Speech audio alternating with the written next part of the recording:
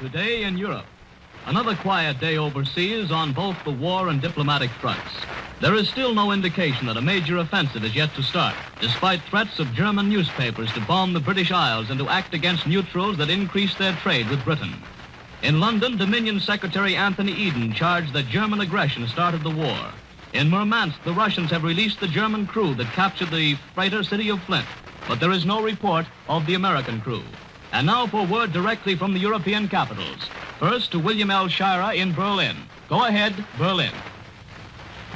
Good evening. This is William L. Shirer in Berlin.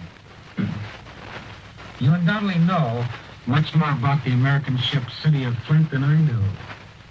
We only heard about it here today when the Wilhelmstrasse confirmed for the first time that a German naval vessel had seized it somewhere in the Atlantic and that a German naval crew had brought it into the neutral Russian harbor of Murmansk. Other details made known here in Berlin today are more difficult to follow. German political circles explain that the American ship was taken into a neutral harbor, and not a German harbor, because it was unseaworthy, though it would seem that a German port would have been much nearer than the faraway Arctic port of Murmansk. Asked just what made this American merchant ship unseaworthy, German circles replied that it lacked the proper charts.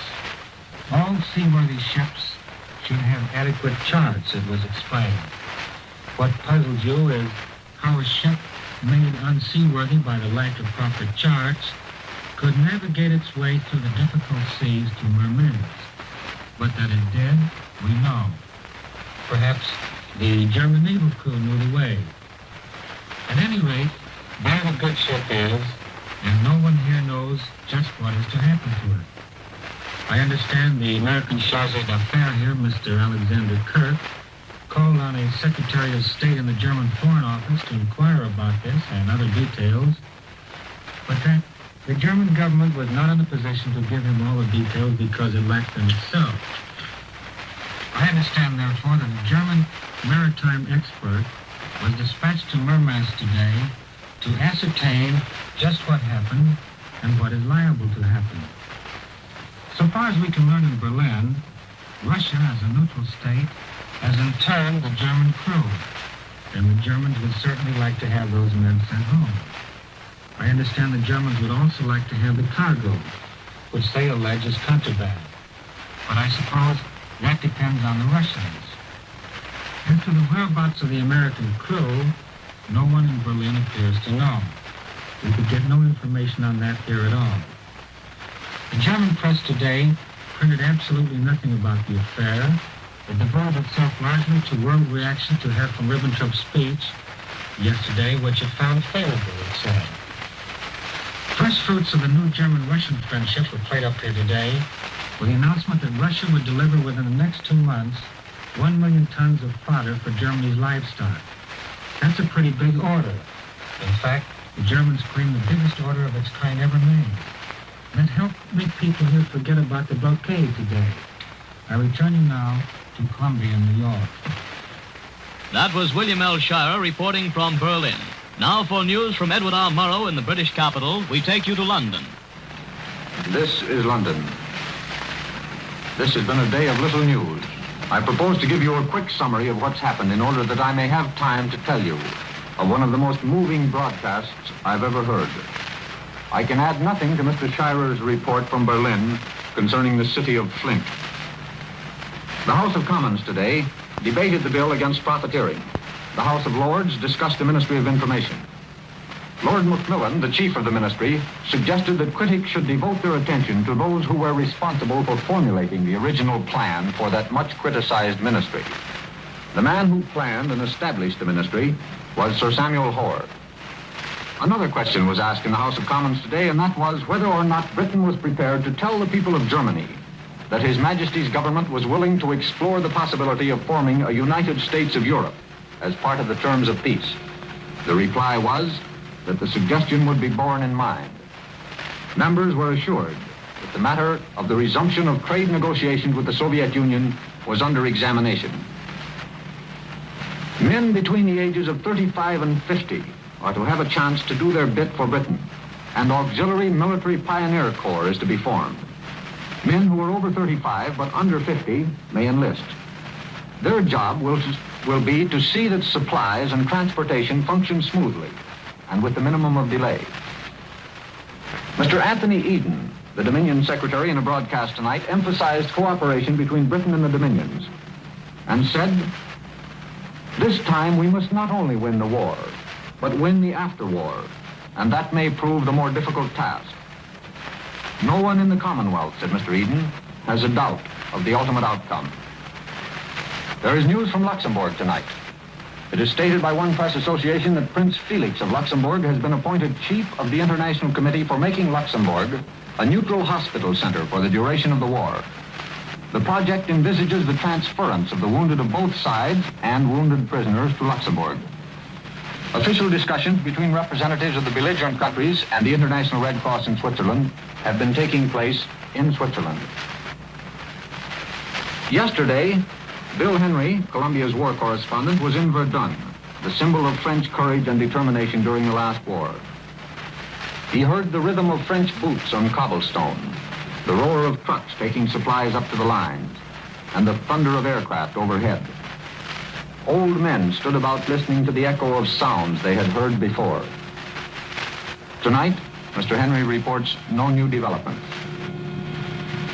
Now, I want to tell you about that broadcast I mentioned a moment ago. I've listened to most of the broadcasts made by men whose names make headlines in Europe for a number of years. I've listened to most of the news broadcasts from European capitals. It's part of my job. But tonight, I heard a man talking from London with a calmness, assurance, and determination that surpassed anything I've heard in Europe's troubled air since war began. He was a blind man, Captain Sir Ian Fraser. He lost his sight in the last war. He was telling us, in a thoroughly matter-of-fact way, how to get about in the blackout, how to find shoes and clothes in the dark, how to negotiate stairs without the aid of light, how one shouldn't go about with both arms stretched out in front in a groping fashion. It's much better to put one arm forward with the elbow bent so that the forearm is across the body to prevent walking into the edge of open doors. He advised us to carry our weight well back on our heels in order to avoid falling forward if we tripped on unseen objects. To hear this man, who has lived in a world of darkness since the end of the last war, tell us how to get about in a man-made blackout seemed to me more than ever to symbolize the sort of world in which we live. Chancellor Schuschnigg's last broadcast from Vienna, the Lord Mayor of Warsaw's appeal for assistance from Poland's allies, hearing Wagner broadcast from German stations while British planes were over the Kiel Canal, and a blind man, Sir Ian Fraser, talking tonight. These are a few things out of all the broadcasting in Europe that I shall remember. There's time for another story of wartime London. I shall tell it as it happened to me. It's about a Scotsman. He was a captain in the British Army during the last war. Twice, he was senior officer in his battalion. One day not long ago, he said to me, "Those who did not come back from the Somme were the lucky ones."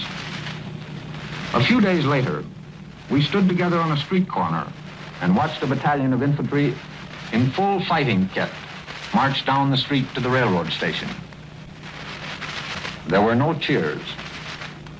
He turned to me, that Scotsman, and said, "I'd like to be going with them." And now for the news from Thomas Grandin in Paris. This is Paris. No fresh reports on the city of Flint are available here. Military news from France is meager. There has been mainly reconnaissance activity at the front.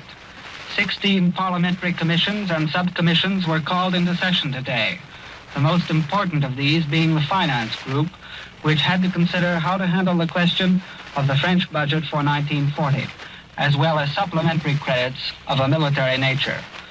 This problem of war expense is difficult, given the fact that the aims involved are those of destruction. How is any belligerent nation to continue the conflict without being ruined? Well, we want victory that won't be ruinous, the Paris Times declares. All waste, all negligence of any sort are condemned by the newspaper. For the time being, though production in France has been somewhat reduced since general mobilization, prices remain about stationary, and there are few products that cannot be purchased. Even though butchers are not allowed to sell beef on Tuesday, or mutton, beef, and veal on Monday, supplies of these meats, which have been restricted for army use, are still plentiful in Paris restaurants. In fact, there's as yet no scarcity of food supplies for the civil population over here. Except for the darkness of the streets at night, the many uniforms in the daytime, and the difficulty of travel, it would be hard to realize that war is going on. And today there was a meeting of the French Institute, composed of the 5 so-called academies of Frenchmen so outstanding that their names are considered immortal. Today is the 144th anniversary of the founding of the Institute. There were a number of speeches made. Paul Valéry, French poet and essayist, concluded his talk this way. It seems to me that Frenchmen tend to distrust and avoid concepts that leave no hope of an ultimate solution definitely and unequivocally. The value of any philosophical outlook in France is subject to this limitation.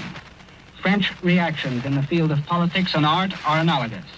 We have, Valéry continued, more men interested in psychology and ethics than we have metaphysicians.